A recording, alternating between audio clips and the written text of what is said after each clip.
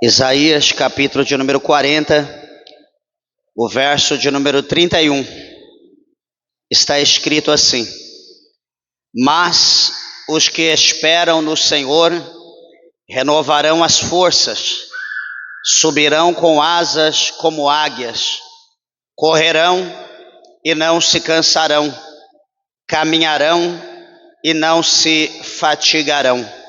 Amém? Meus irmãos, abra comigo também a tua Bíblia, no Evangelho de São Mateus, no capítulo de número 25, perdão. Evangelho de São Mateus, é o primeiro evangelho do Novo Testamento, no capítulo de número 25. Leremos a partir do verso de número 14, que diz assim: Porque isto é também como um homem que, partindo para fora da terra, chamou seus servos e entregou-lhes os seus bens. E a um deu 5 talentos, e a outro 2, e a outro 1, a cada um segundo a capacidade, e ausentou-se logo para longe. E tendo ele partido, o que recebera 5 talentos, negociou com eles, e granjeou outros 5 talentos. Da mesma sorte, o que recebera 2, granjeou também outros 2. Mas o que recebera 1, foi e cavou na terra, e escondeu o dinheiro do seu senhor. E muito tempo depois, veio o senhor daqueles servos e fez contas com eles. Amém? Igreja, vamos levantar nossa Bíblia ao céu, vamos orar. Peça para que Deus, o Senhor, fale conosco pela sua palavra. Maravilhoso Deus, amantíssimo, eterno, santo Pai, grande dominador, Criador dos céus e da terra, Senhor meu Pai, aqui nós estamos diante da Tua palavra, a Tua palavra que é fiel, a Tua palavra que é verdadeira. Ó grande Deus, atenta, meu Pai, para nossas limitações, meu Deus, atenta, Senhor, meu Pai, para nossas necessidades nessa noite. Meu Deus e meu Pai, no encerramento de mais uma campanha, Senhor, abra, Deus poderoso, a porta da palavra, meu Deus, e nos ajuda a adorar, a glorificar e bendizer o Senhor, pois Tu bem sabes que os nossos pensamentos estão explícitos, meu Pai, diante da Tua presença, diante dos 7 olhos do Senhor. Ó grande Deus e Pai, por intermédio do Teu Espírito Santo, fala comigo, fala com meus irmãos, as minhas irmãs, fala com a Tua igreja, meu Pai, com os ouvintes que estão perto, os que estão longe, alcança cada vida, cada família, cada alma. Oricanta labassobia, canarábia, surimicanta labracheia. Permita, ó eterno Deus, que a Tua palavra vá, que ela adentre a cada coração e que ela venha produzir o resultado pela qual ela é enviada pelo Teu Espírito Santo. Fala conosco de uma forma gloriosa, poderosa, concisa, pois é o que nós Te pedimos e nós Te agradecemos, em nome do Senhor Jesus, para a glória de Deus. Amém, Jesus. Amém.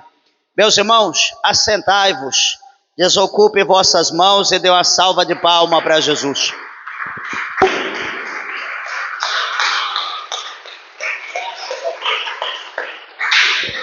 É o nome do Senhor. Igreja, eu peço por favor a tua atenção e reverência. A palavra é do Senhor nessa noite. Como eu disse, tenho certeza que o Senhor, Ele tem uma mensagem para o nosso coração. Esteja, por favor, atentos à palavra de Deus e o Senhor nos tornará agraciado com a sua presença. Meus irmãos, lembrando que o nosso tema que nós fizemos a menção está em Isaías capítulo 30, né, capítulo 40, verso 31. E quando nós lemos esse livro do profeta Isaías, já falamos 2 sexta-feira, né, acerca do mesmo, e hoje eu vou falar aqui alguma coisa nesse capítulo 25 do Evangelho de Mateus, onde fala acerca da vigilância. E por que acerca da vigilância? Porque o ato de esperar, como a Bíblia fala, mas os que esperam no Senhor, né, o ato de esperar, ele indica, né, também uma postura de vigilância espiritual. E quando se fala em vigilância espiritual, é algo que a igreja de Deus, é algo que todos nós precisamos estar atento a todo instante, a todo momento, né? Se possível for, né, a gente dormir até mesmo de olho aberto, né? Estar em todo tempo atento, com os olhos abertos, vigilante, porque vigiar é estar prestando atenção, né? Estar observando o tempo todo. E assim, para nós entendermos aqui esse texto que nós lemos, do verso de número 14 até o verso de número 19, quero aqui trazer à memória dos irmãos o início do capítulo 25, que também fala acerca de vigilância. E por que assim que eu quero falar nessa noite acerca de vigilância? Porque, amados e queridos irmãos, nós sabemos que o Deus desse século, ele tem o poder de, como diz 2 Coríntios capítulo 4, versículo de número 4, o Deus desse século, ele tem o poder, né, de cegar o entendimento das pessoas. Então, se ele tem o poder para cegar as pessoas, automaticamente as pessoas ficando cegas no entendimento, no conhecimento, as pessoas não irão compreender as coisas de Deus. E quando nós olhamos, né, para essa premissa, nós damos atenção para isso, nós vamos ver que essa cegueira espiritual, ela já tem ocorrido e ela está, né, de uma forma sendo ramificada, expandido por toda a terra, de maneira que a maioria de nós, a maioria da igreja, ou a maioria dos cristãos já não estão mais na vigilância, né, esqueceram de vigiar. E o escritor aos Hebreus, ele é claro em dizer para nós, né, acerca do advento, né, acerca daquele que há de vir. Ele diz lá para nós que o que há de vir, ele virá e ele não tardará. O capítulo de número 13, o verso de número 31 do escritor aqui, né, o evangelista São Marcos, 13:31, ele diz que passarás os céus, passarás a terra, mas as minhas palavras não hão de passar, diz o Senhor Jesus. Então, ou seja, tudo aquilo que o Senhor, ele escreveu na sua palavra, vai acontecer.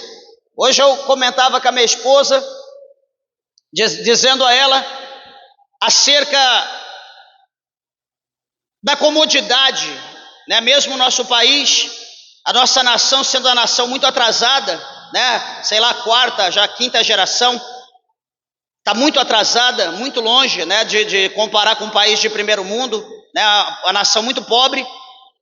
Mas a gente observa que a tecnologia, de uma forma geral, ela trouxe para nós, diferente da África ou de outros lugares, ela trouxe para nós uma comodidade muito grande, aonde nós estamos acostumando, né, com a comodidade, com os privilégios da tecnologia, e isso está nos distanciando, está distanciando muitas pessoas da presença de Deus. Não é dizer que você está aqui dentro da igreja, que você está na presença de Deus. Não é dizer que você está com a Bíblia aberta, que a presença de Deus está na tua vida. Porque a Bíblia aberta tem em todo lugar que você imagina e não imagina, tem uma Bíblia aberta, principalmente escrito no Salmo 91. Tem na maçonaria, tem no candomblé, enfim, por aí você já imagina. No espiritismo, todo lugar tem uma Bíblia aberta. Então isso não quer dizer que a Bíblia, estando aberta, que eu estou na presença de Deus. Não é isso não.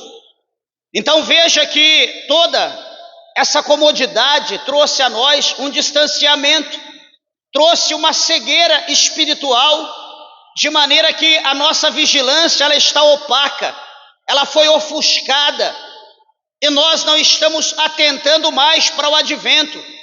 Eu quero dizer uma coisa para os irmãos, que tudo nessa vida, acho que eu já disse esses dias, eu disse aos irmãos que tudo nessa vida que nós vemos, tudo nessa vida que nós apalpamos, que nós colocamos a mão, a Bíblia diz que tudo isso é passageiro, isso não existe. Mas o Senhor disse para nós atentar os nossos olhos para as coisas espirituais, porque as coisas espirituais elas existem, elas são reais e, mais importante, elas são eternas. Tudo que existe hoje, amanhã não vai existir. Tudo que existiu ontem acabou, não tem mais hoje. Então nós precisamos estar atentos que a palavra de Deus ela é real. Alguém pode achar que a Bíblia é velha, é um livro que já é obsoleto. Meus irmãos, a Bíblia ela tem milhares e milhares e milhares de anos.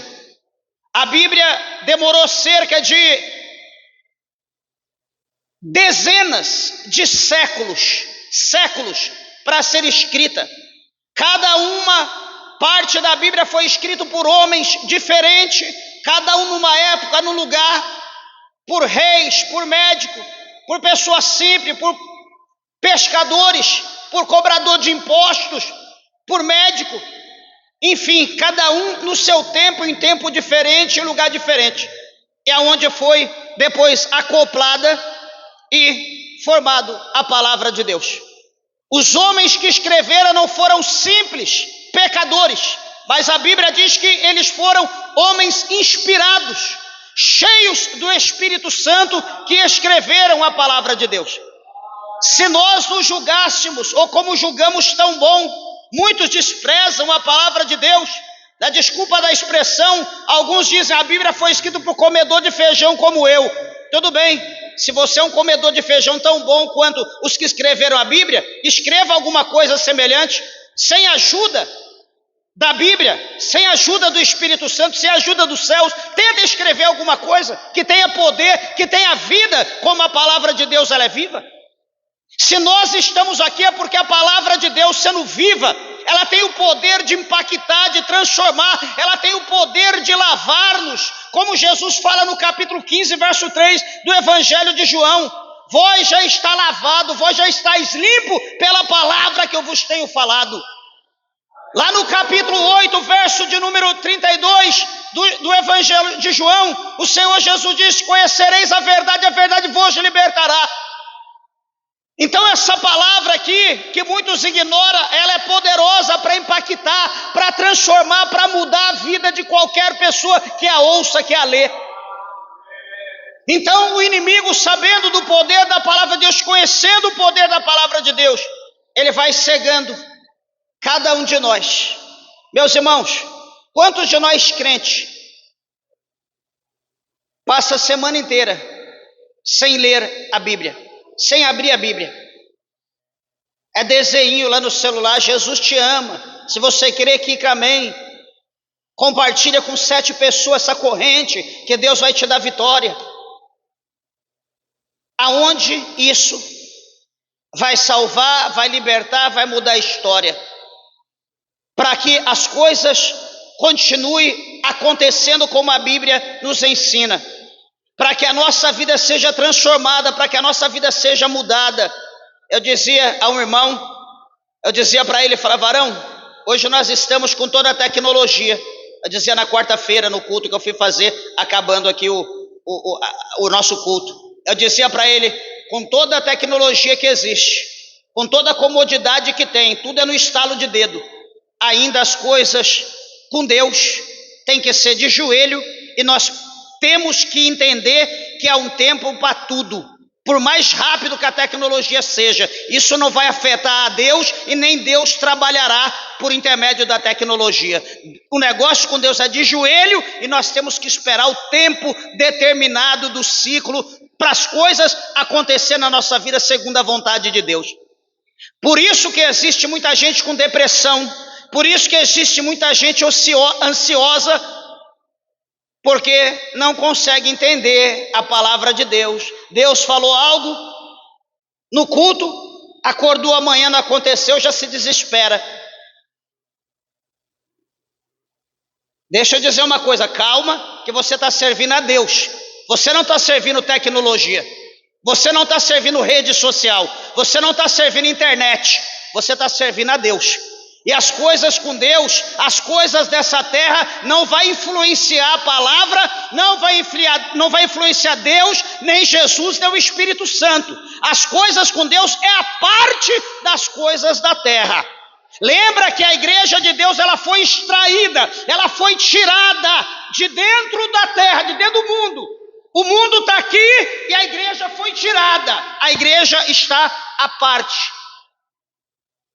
Ela não está em contínuo, não está envolvida, relacionada com o mundo. O mundo está ali, a igreja tem que estar aqui, no oposto, polo norte e polo sul, positivo, negativo.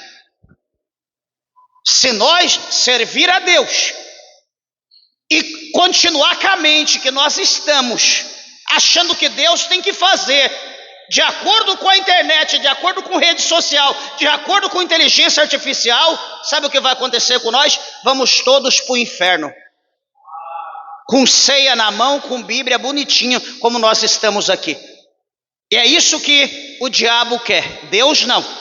Guarda isso no teu coração, as coisas com Deus era como antes.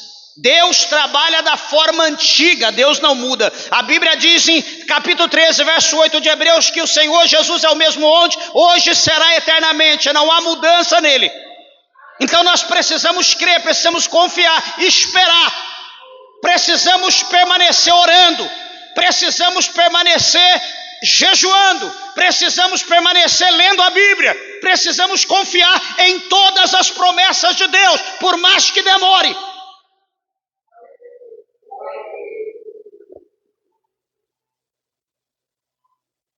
Falar em vigilância, esse capítulo 25 traz à nossa memória que o Senhor Jesus, ele conta a parábola dessas virgens.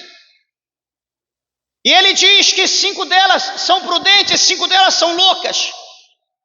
Todavia, elas estão vestidas a caráter do evento que elas aguardavam. Todas elas tinham lamparinas, todas elas tinham as suas lamparinas acesas, tinham azeite na sua lamparina. Todavia tinha algo que diferenciava a louca da prudente, que era ter azeite de reserva. Azeite de reserva era o diferencial. E deixa eu dizer para os irmãos que o azeite, ele simboliza a presença do Espírito Santo de Deus. E a presença do Espírito de Deus é algo que é pessoal. O meu espírito é meu, o teu é teu. Então, presença não tem como ser compartilhada. É algo que é pessoal, intransferível. Só que para ter na nossa vida essa presença, exige uma perseverança, exige um preço a ser pago. Exige muito esforço, sacrifício da carne, para ter essa presença, para ter algo em depósito com Deus. Muitos acham que indo à casa de Deus uma vez na semana, ele vai ficar abençoado para o mês inteiro. Eu só vou uma vez na semana, só uma vez na ceia, está ótimo. Não precisa mais não. Então, eu te faço uma pergunta.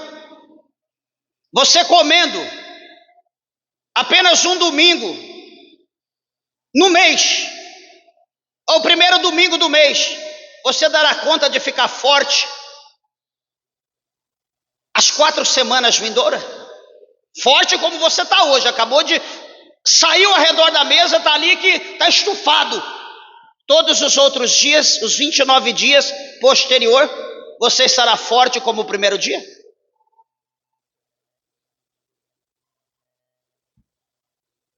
É isso que eu estou dizendo. A vida espiritual, ela deve ser alimentada como nós alimentamos a nossa carne.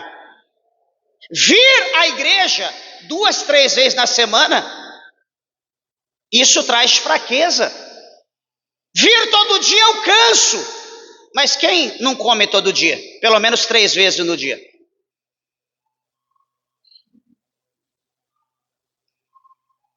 A nossa vida espiritual deve ser alimentado como também a nossa carne. Está lá em Gálatas capítulo 5, verso 16.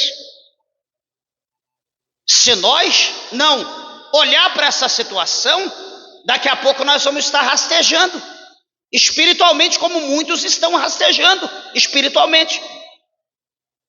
Pastor, mas então eu estar na igreja é essencial? Espera aí, de repente você vai em algum lugar, presta atenção, o mistério.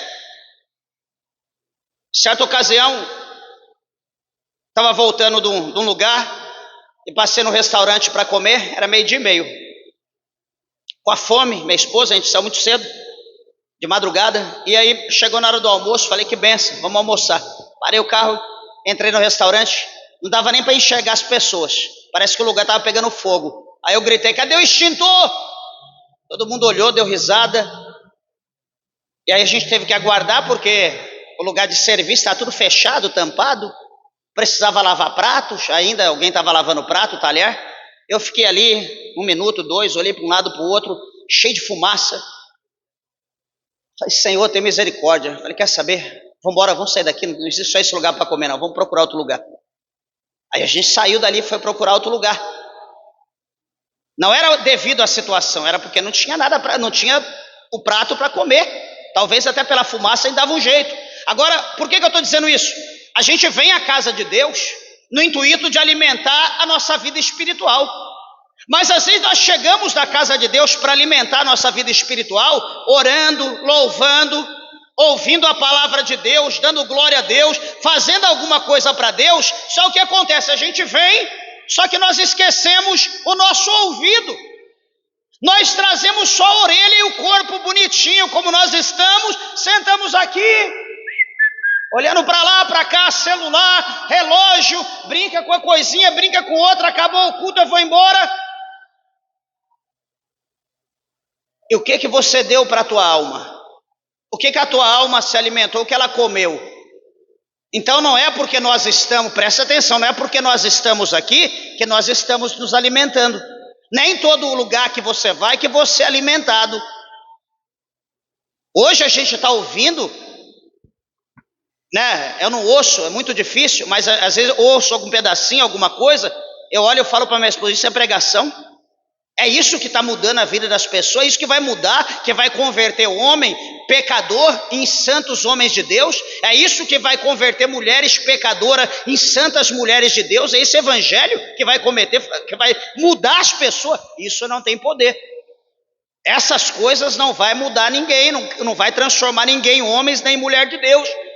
Então, voltando à situação, a vigilância, ela precisa estar na vida do crente. O crente precisa estar prudente e alimentando todo dia da palavra de Deus, alimentando. Eu não posso estar na igreja todo dia, mas todo dia eu estou orando 2, 3 vezes no dia. Eu não posso estar na igreja todo dia, mas todo dia eu estou alimentando a minha alma, eu estou lendo a Bíblia, pelo menos 3, 4 capítulos, 5 capítulos eu estou lendo, não é versículo, não é capítulos.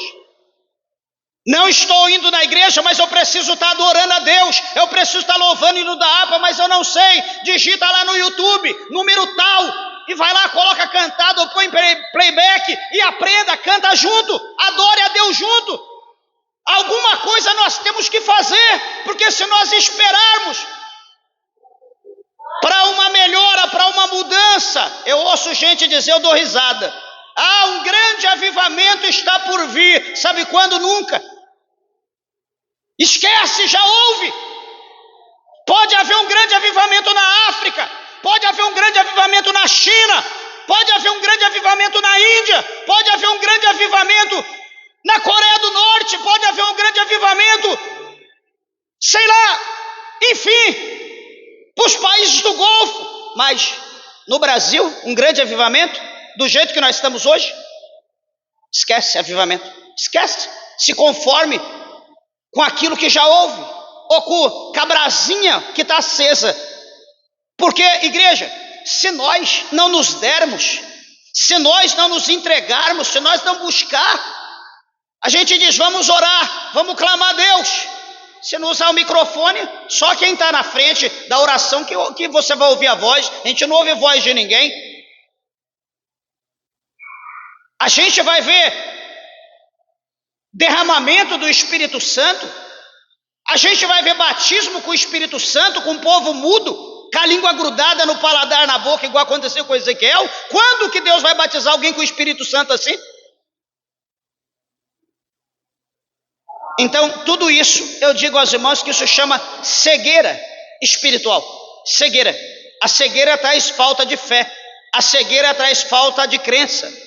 É por isso que o Senhor Jesus, no capítulo 18, no verso de número 8 do Evangelho de São Lucas, ele faz uma pergunta lá, concluindo aquela parábola da viúva, do juiz iníquo. Ele diz: porventura, quando o Filho do Homem, ele retornar, quando ele voltar à terra, quando o Filho do Homem voltar, achará porventura fé na terra? Pastor, mas hoje se prega a fé. Hoje se prega a fé para você ficar rico. Hoje se prega a fé para você ser abençoado. Hoje se prega a fé para você se tornar empresário. Hoje se prega a fé para qualquer coisa. Não fé salvífica. Não fé que traz salvação. Não fé que traz batismo com o Espírito Santo. Não fé que liberta. É uma fé voltada para o mundo. Porque se pregasse fé salvífica, meus irmãos, estava impossível de pregar aqui hoje. Eu lembro em São Paulo, antes de vir para cá, nós saudava a igreja. Daqui a pouco vai chegar um casal de irmãos lá de São Paulo, vai estar aqui conosco. E os irmãos que a gente ganhou até para Jesus, eles vão contar para os irmãos. A gente pegava o microfone, tinha alguém dirigindo o culto, eu levantava do meu lugar, saudava a igreja, cumprimentava o povo de Deus, vamos orar. Meus irmãos, a igreja pegava fogo, pulava, pegava fogo na igreja, o povo dava lugar, não tinha como pregar, era poder de Deus. Quantas vezes isso aconteceu? Tinha vezes que não tinha de pregar, era 40 minutos de poder, de mistério na igreja, é rolo daqui, rolo dali, depois só li o texto, orava por revelação, amém. Não era a minha vontade, era a vontade de Deus. Mas por quê? Porque as pessoas estão vivas, porque as pessoas creem. Só que eu disse hoje para minha esposa: será que é a internet que está fazendo isso? Será que é as redes sociais que estão sugando as pessoas? Será que é o celular que está definhando a nossa vida? Nós temos que fazer uma reflexão. Pastor, mas eu não entendo isso. Olha para o capítulo 2 de Atos, preste atenção por favor. Lê Atos capítulo 2. Quando a igreja iniciou, quando foi estruturada a igreja, quando o povo estava tudo reunido, quando nós estamos reunidos, orando, clamando, buscando a Deus, pedindo pelo batismo, pelo derramamento do Espírito Santo.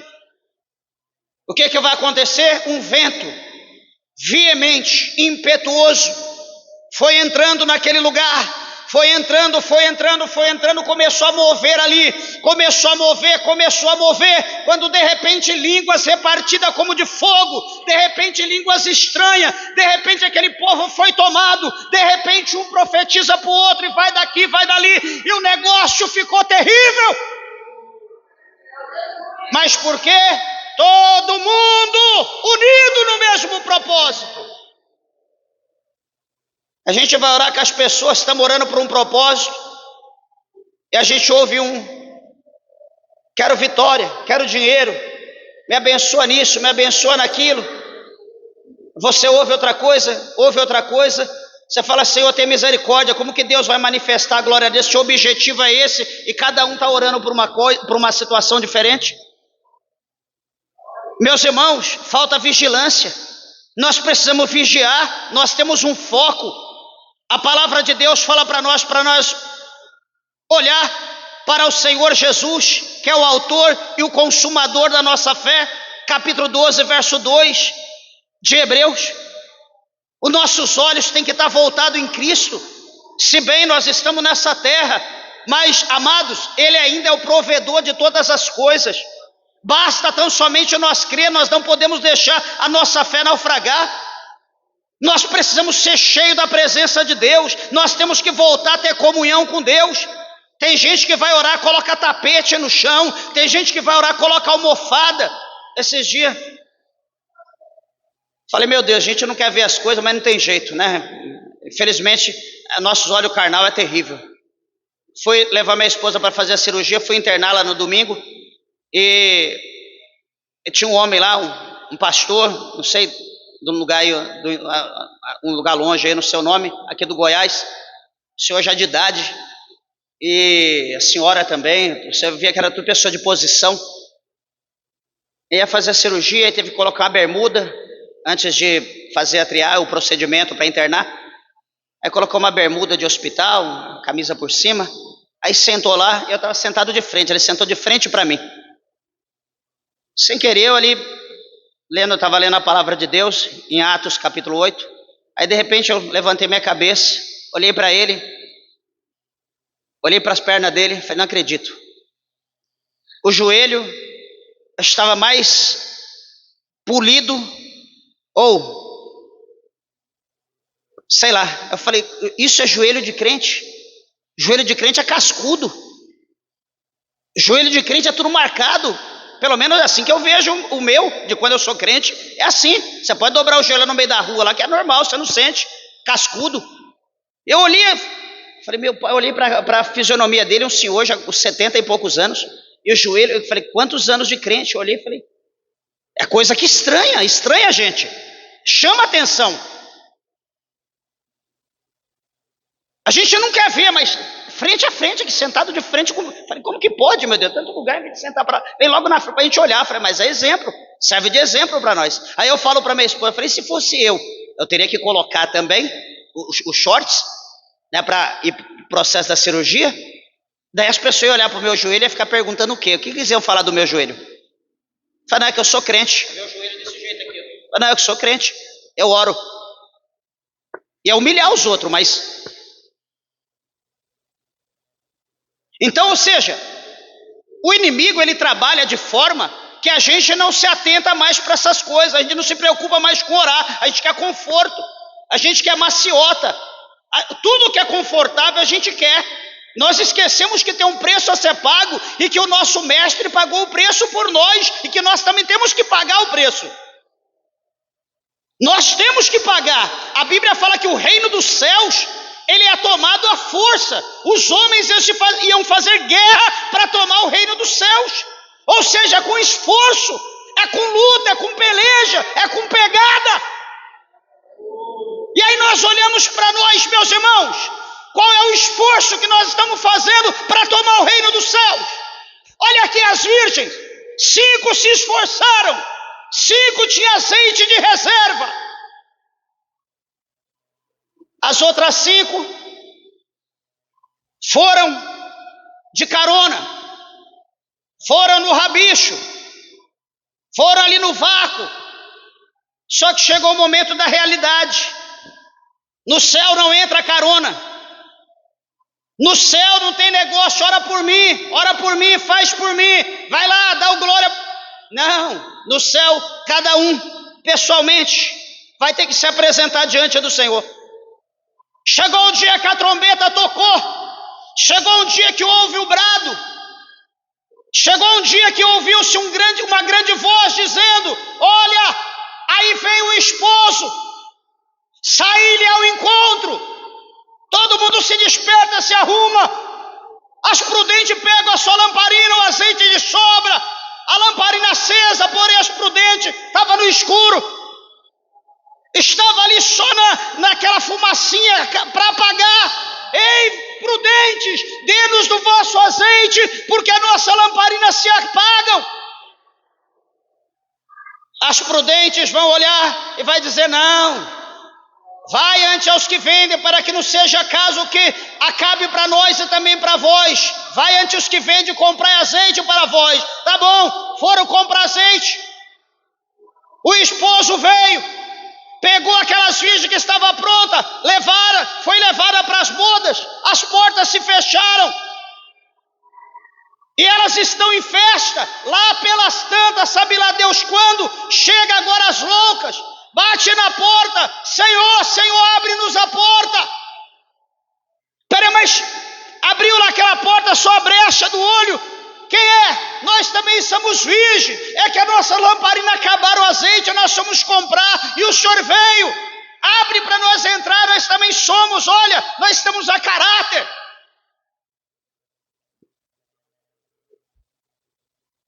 Apartai-vos de mim, que eu não vos conheço. Agora é tarde demais, não dá mais. E a porta foi fechada. Igreja, tem coisa que não dá para fazer no último dia, tem coisas que não dá para fazer amanhã. E quando engloba, ou quando o alvo, ou quando o negócio é salvação, meus irmãos, salvação é inegociável. Salvação não tem preço. Deixa eu dizer uma coisa, se você ainda não aceitou Jesus, é porque o diabo não quer que você aceita. Aceitar Jesus é coisa boa demais. Você quer aceitar Jesus, mas você só está olhando para o problema. Como eu olhava para mim, como a irmã que testemunhou, olhando para o dela. O diabo vai falar, e aquela situação, e aquilo, e a tua mulher, e o teu marido, e aquele negócio, e o teu trabalho, e aquela arma, e aquele cigarro, e enfim, coisa que você nem lembra. O diabo vai te fazer lembrar, para você falar, ixi, é mesmo. E agora, né, o que eu vou fazer? Só que ele esquece, o diabo esquece, que Jesus Cristo, ele tem o poder de nos libertar de tudo, não importa o que nos prende. Não importa o que nos prende, o Senhor Jesus tem o poder de nos libertar de qualquer coisa. Ele pode nos libertar, Ele tem o poder para nos libertar. Basta nós darmos lugar para Ele, basta nós darmos vazão e dizer, Senhor, eu entrego a minha vida ao Senhor, toma a minha vida na tua mão e realiza a tua obra, a tua vontade. Senhor, eu estou aqui como um vaso, como instrumento, me encha, use, faça o que o Senhor quiser, eu estou à disposição. Laba soube a canarábia, surimianda labaia. E no tocante a isso, sabe o que o inimigo coloca? Medo. O inimigo coloca medo. Quem é você? Eu achei interessante a irmã dizer, eu aceitei preocupado, só tinha saia, só tinha calça e bermuda. E agora você crente, como que eu vou vestir a igreja? Ela tem que vestir saia, tem que vestir vestido. Ela fez a parte dela. O que ela disse aqui? Quase todo dia o Senhor prepara uma roupa nova. Ué, ela não ganhou na loteria, porque nem não joga em jogo de bicho, não joga em nada, ela é crente. Quem está provendo? Deus. O que a Bíblia diz? Que as aves do céu, elas não juntam, não semeia, elas não ceifam, elas não guardam em celeiro, mas o Senhor alimenta. Os lírios, nem Salomão vestiu como o irmão, o Senhor veste todo dia. Aí o Senhor vai dizer, quem é que tem mais valor, vocês ou eles? Nós temos mais valor, certamente, muitas vezes. Então, a nossa fé, ela precisa estar em evidência. A nossa fé precisa estar acesa para as coisas de Deus cumprir na nossa vida. Ai, pastor, está aqui uma irmã, ali estava contando testemunho para mim hoje. Acho que hoje é a terceira ou quarta vez que ela vem na igreja. Está passando um processo na casa dela, caneta, não sei o que, enfim. E a semana passada, retrasada, ela veio aqui, a gente orou, falei, minha irmã, Deus vai fazer a obra, aguarda que a senhora vai ver o que Deus vai fazer lá dentro da tua casa, a senhora não vai acreditar. Aí hoje veio para a igreja dizer, pastor, minha neta conheceu um jovem da igreja evangélica, deixou de beber, que ela bebia igual gambá que se bebe. Mas bebia, jovem, 24 anos, vida miserável, conheceu o camarada e hoje a vida dela já é outra, deixou de beber, já está uma benção, está em paz dentro de casa, ou seja, só de ouvir a palavra, não tomou decisão nenhuma, só de estar na igreja, só de pôr a fé em prática. Peraí, se isso não é Deus, é o quê? O que mais que a gente quer? Que sinal que a gente quer de Deus na nossa vida, que Deus está no lugar? Agora eu vou endurecer o coração. Não, tá bom, Deus deu a obra, agora eu estou em paz, deixa eu curtir o mundo. Meus irmãos, olha, deixa eu falar uma coisa. Se a gente pensar dessa maneira, que nós vamos querer bênção, para a gente pecar, para a gente dar lugar para o inimigo agir na nossa vida, a gente não merece nada de Deus, não. Se Deus fez alguma coisa, nós precisamos ser grato a Deus. Nós temos que abrir o nosso coração e entregar a nossa vida para Deus, porque se entregar, Deus já está fazendo isso. Imagina nós entregar a nossa vida para Deus. Uma coisa que eu choro, que eu arrependo de duas coisas na minha vida: primeiro, de não ter servido a Jesus antes, e segundo, de ter conhecido minha esposa. As duas coisas que eu me arrependo, mas graças a Deus hoje o que a gente pode fazer, a gente faz para compensar o tempo passado. Então, se você ainda não aceitou Jesus, aceite Jesus hoje, porque vai chegar um tempo que não haverá mais tempo. Vai chegar um dia que você vai querer e você não vai poder. Chegaram, bateram na porta, não puderam entrar. O Senhor diz aqui: em verdade vos digo que não vos conheço. Você pode dizer que você conhece a Deus. Eu conheci Deus lá na Renovo. Eu conheci Deus porque o pastor pregou. Eu conheci Deus porque Deus me curou. Eu conheci Deus porque Deus me deu vitória. Tudo bem, você conheceu a Deus, mas será que Deus te conheceu? Sabe como Deus te conhece? Quando você entrega a tua vida para Ele. Olha o que o Senhor fala aqui, capítulo 25 de Mateus, verso 11. E depois chegaram também as outras virgens dizendo: Senhor, Senhor, abre-nos. Verso 12. E ele respondendo disse: em verdade vos digo que não vos conheço. Não adianta você conhecer Deus, o negócio é Deus te conhecer. O negócio é Deus te conhecer. Eu conheço Deus porque lá na igreja eu estou ouvindo pregar, porque lá na igreja eu recebi vitória, mas e Deus te conhece? Você entregou a tua vida a Deus? O teu nome está escrito no céu, no livro da vida? É a mesma coisa você dizer: eu conheço aquela empresa multinacional ali, eu conheço uma empresa excelente, mas a empresa te conhece? A administração te conhece? Não, você conhece porque você vê, porque você ouve falar, mas você só vai conhecer, só será conhecido quando você estiver lá dentro, quando o teu nome fizer parte lá do hall de funcionários da empresa. Pelo contrário, você não existe para aquela empresa. Diante de Deus a situação é a mesma. Você só será conhecido no céu quando o teu nome estiver lá no livro da vida. Igreja, vou encerrar falando aqui aos irmãos o verso 14, a partir do verso 14 aqui do Evangelho de São Mateus, que nós lemos do 14 ao 19, capítulo 25, 14 ao 19. A Bíblia mostra também acerca de vigilância, nós estamos falando aqui. Porque, veja bem, um senhor, um homem honrado, ele tem talentos, né? Aqui está falando em dinheiro literalmente, e ele chama funcionários, chama homens que têm capacidade, ele conhecia a capacidade de cada um daqueles, ele chama ali o primeiro e dá para aquele primeiro 5 talentos, e diz para ele: olha, eu estou indo para uma terra longínqua, eu vou para um lugar distante, não sei quando eu volto. Só que detalhe, está aqui na tua mão, 5 talentos. Trabalha, granjeie, porque quando eu voltar, eu vou pedir conta. Tá bom. Chamou o segundo, tudo segundo a capacidade. Veja bem que ninguém é igual a ninguém. Cada um recebe segundo a sua capacidade. O primeiro 5, o segundo, diz aqui a palavra de Deus, que ele coloca na mão do segundo 2 talentos e diz para ele: trabalha, granjeie. O segundo vai trabalhar. Aí chega o terceiro, ele olha para o terceiro, vê que o terceiro não tem, dá impressão a quem entender não que diz isso, mas o terceiro não tem capacidade alguma. Mas ele coloca um talento na mão do terceiro e diz: olha, granjeai, porque eu vou embora, quando eu voltar eu vou querer o meu. Tá bom.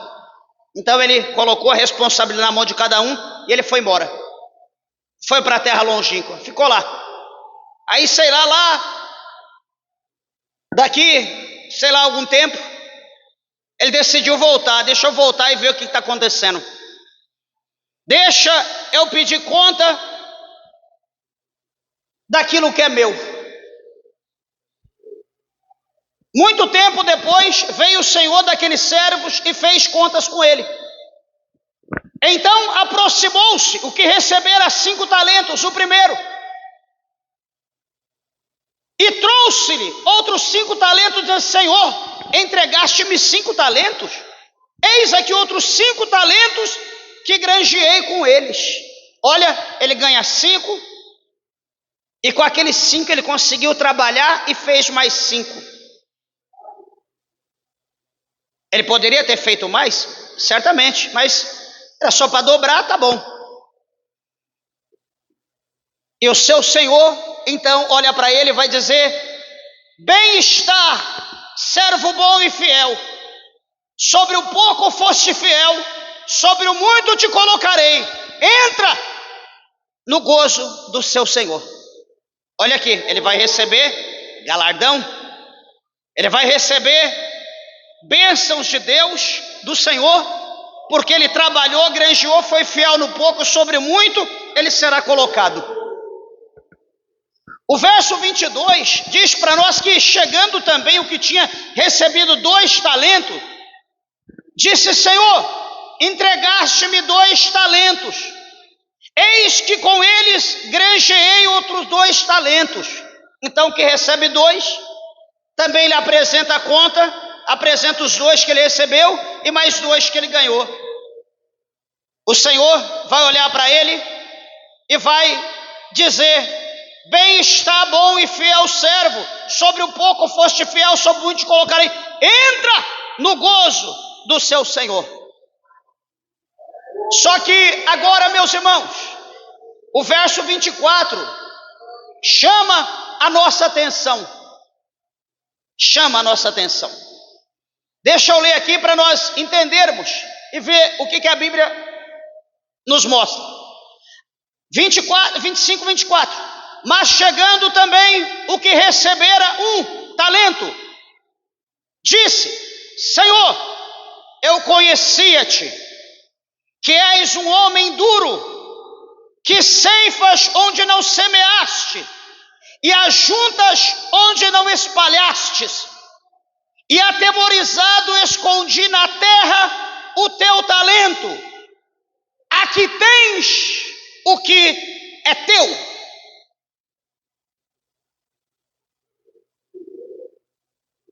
Meus irmãos, vocês entenderam essa situação? Supostamente não, né? Mas o que ganha 5, ele trabalha e ele ganha mais 5. O que tem 2, ele trabalha e ganha mais 2. O que tem 1,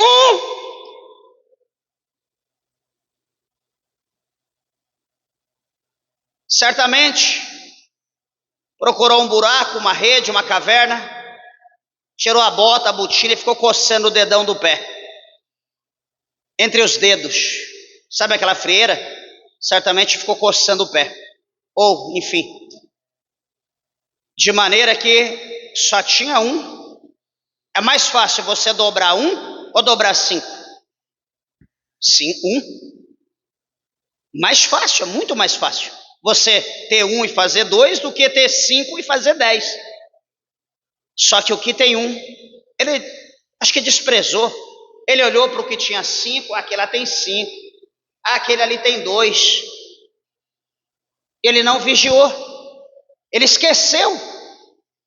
Talvez ele olhou e falou: não, o Senhor vai atentar para o que tem 5, o Senhor vai atentar para o que tem 2, acho que ele vai olhar para mim, eu só tenho 1. Igreja, deixa eu te dizer uma coisa: tudo que Deus colocou em nossas mãos, um dia nós vamos ter que dar conta para Deus. Pastor, o pastor me deu a responsabilidade de eu varrer a porta da igreja. Talvez você pode achar que varrer a porta da igreja é humilhante, mas você está varrendo a porta da igreja, da casa de Deus, a casa do Senhor. Pastor, eu tenho que tirar o papel higiênico, eu tenho que tirar os copos de beber água. Meus irmãos, Deus colocou isso na sua mão? Colocou. Então faça isso com amor. Ah, mas para o outro colocou para pregar, para o outro colocou para dirigir, para o outro colocou para fazer missão, para o outro... Igreja, nós temos que entender que cada um de nós temos uma capacidade. Nós temos que entender que Deus conhece cada um de nós. Nós temos que entender que há uma palavra que diz: olha, servo, se você for fiel no pouco, sobre o muito eu vou te colocar. Talvez aquele que recebeu muito é porque ele já foi fiel antes, é porque ele já passou por alguma prova antes, é porque ele já passou por algum processo onde ele tem capacidade de executar aquilo que Deus colocou na mão dele. Tenha certeza que Deus não vai colocar nada na tua mão se você não tiver capacidade. Se ele olhar para você e ver que não tem jeito, por mais que Deus dá jeito, mas se ele olhar e ver que aquilo não tem jeito, você não vai fazer. Deus vai preparar outra coisa, mas você não vai ficar sem fazer nada. Deus sempre vai preparar alguma coisa para alguém fazer. Porque se tem um lugar que nunca tem crise, é na obra de Deus. A obra de Deus tem lugar todo dia, todo tempo para alguém trabalhar. A seara de Deus não cessa. Todo dia nós podemos trabalhar para Deus. Todo dia tem uma visita para fazer, todo dia tem alguém para ser evangelizado, todo dia tem alguém para que você faça uma visita para orar no hospital, em algum lugar. Todo dia é dia de entregar panfleto, de falar que Jesus está voltando, que Jesus tem uma obra. Todo dia é dia de fazer alguma coisa para Deus. Eu fico doido quando alguém diz: todo dia tem que estar enfiado em igreja. Eu pergunto: quem fica na igreja todo dia? Pelo menos nosso ministério não abre todo dia. Tampouco outras igrejas por aí, que se brincar, só no domingo. Então esse negócio de ficar enfiado dentro de igreja é desculpa para não fazer nada. E achar que alguém está fazendo e que você vai receber porque alguém está fazendo por você, cuidado. O que ganhou 5 dobrou, o que ganhou 2 dobrou, o que ganhou 1.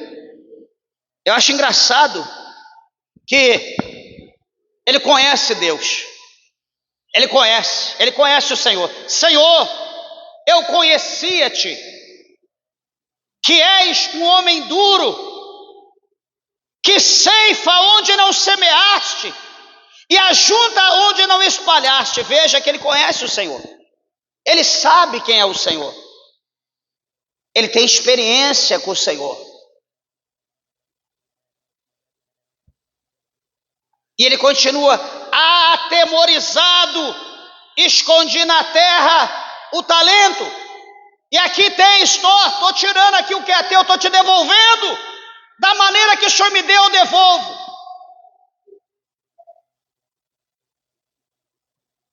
Meus irmãos, de primeiro se dizia, as pessoas, dizia: eu fui chamado para ser membro de banco. Não é assim que as pessoas diziam? Hoje, graças a Deus, eu não ouço dizer mais isso. Mas de primeiro se dizia isso: eu sou membro de banco. Igreja, membro de banco é prego, madeira e cola. É o que se usa para fazer um banco. Prego, madeira e cola. Esses 3 estão unidos junto. Está ali, junto. Foram fundidos os 3. Fica ali até que o fogo os separe. Agora, a igreja, as pessoas, a Bíblia diz que nós somos membros do corpo de Cristo. Nós não somos membros de cadeira, nós não somos membros de banco. A Bíblia diz que nós somos membros do corpo de Cristo. Cada um de nós temos uma função no corpo. Por mais que você possa achar: puxa, eu tenho 10 dedos na mão, é muito. Tira pelo menos, faz um cortinho em um. Aquele que talvez você ache que menos use. É o que mais você vai sentir. Tudo no nosso corpo tem sentido e tem uma função. Por mais insignificante que seja, ele tem uma função. Então você, na igreja, por mais que você se sinta qualquer coisa, por mais que você possa falar: eu não tenho valor, eu não sou nada, você tem função, porque você é membro do corpo de Cristo.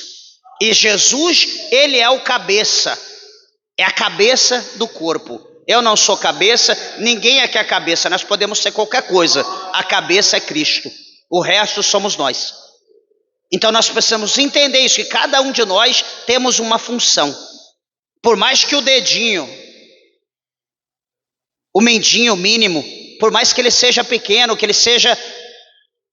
único, lá embaixo, mas pode ser que ele não faça nada sozinho, mas ele ajuda. Quando você vai pegar alguma coisa, ele está ali ajudando a segurar, ele está ali ajudando o dedão, que é o principal, ele está ali, ó, ajudando a fazer força, para manter seguro, para não cair, para não escorrer. Então tudo na nossa vida tem um objetivo, todos os membros eles trabalham em harmonia, e se um machuca, todos vão sentir a dor. Se um machuca, todos sentirão dor. Então nós precisamos entender isso, que eu não sou melhor que nenhum dos irmãos aqui, não sou melhor que nenhum obreiro, nenhum ministro, não sou melhor que nenhum membro, e nenhum membro é melhor ou menor do que qualquer obreiro, ministro ou eu. Todos nós estamos no mesmo nível diante de Deus. O Senhor que nos dá graça, Ele que nos coordena, e todos nós temos que trabalhar em harmonia para que o corpo possa estar perfeito e assim cumprir o tempo dele aqui na terra. Que Deus, o Senhor, possa capacitar os meus irmãos. E eu só encerro aqui lendo o verso 26, a resposta do Senhor, quando vê que o coitadinho, ele diz: Senhor, o teu está aqui. Então o Senhor vai responder para ele, 25, 26 de Mateus. Respondendo, porém, o seu Senhor disse-lhe: mau e negligente servo, sabias que ceifo onde não semeei, e ajunta onde não espalhei. Deverias então ter dado o meu dinheiro aos banqueiros, e quando eu viesse, receberia o meu com os juros.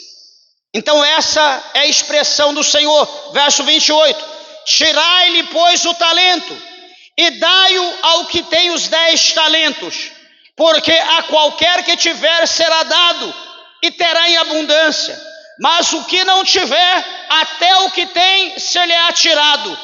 Lançai, pois, o servo inútil nas trevas exteriores, ali haverá pranto e ranger de dentes. Essa é a sentença. Coitadinho, Deus não passou a mão, ele tem a função dele, ele tem a função. Fez, amém. Não fez, amarra de mão e pés e lançai nas trevas exteriores. O que era dele, dá para o que tem mais, porque aquele que tem mais terá em abundância, e aquele que não tem, até o pouquinho que tem vai ser tirado. Meus irmãos, atentai para essa palavra. Vamos nos dispor, vamos nos vigiar, vamos fazer aquilo que o Senhor Deus quer que nós façamos, que está na nossa mão para nós fazer. Pastor, o que eu tenho que fazer? 16:15 de Marcos: ide por todo mundo, pregai o evangelho a toda criatura. Quem crê, for batizado, será salvo; quem não crê, será condenado. Anuncia Jesus, conta o teu testemunho, convida para vir à igreja, faça alguma coisa. Esquece um pouquinho o celular, esquece um pouquinho rede social, viva um pouco, pensa um pouco. Eu sou crente, os céus contam comigo, tem almas morrendo, tem pessoas precisando de ouvir alguma coisa de Cristo. Eu tenho certeza que a recompensa de Deus será grande nas nossas vidas. Meus irmãos, dê uma salva de palmas para Jesus bem alegre. As horas se foram.